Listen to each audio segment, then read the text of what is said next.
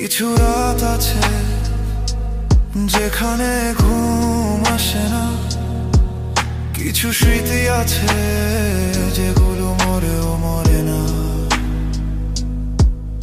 আমি তোমার দোষ খুঁজি না, আর নিজেকেই প্রশ্ন করি, আমি কি কম ভালোবেসেছি নাকি বেশি চুপ ছিলাম তাই হেরেছি।